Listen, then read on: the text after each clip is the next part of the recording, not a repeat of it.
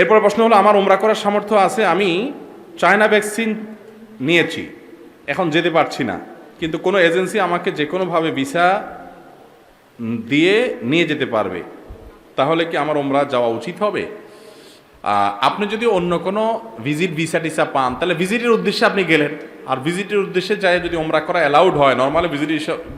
ভিসায় গিয়া উমরা করার এখন অনুমোদিত, এখন মানে সর্বশেষ আগে একসময় নিষেধ ছিল সৌদিতে, তো সে অনুযায়ী আপনি ওমরা করতে পারেন, কোনো অসুবিধা নাই। বাট এখনকার যে বিধিনিষেধ আছে, যদি এখন ভিজিট করতে গিয়ে ওমরা করার পারমিশন না থাকে, তাহলে সেক্ষেত্রে সেটা করা উচিত হবে না।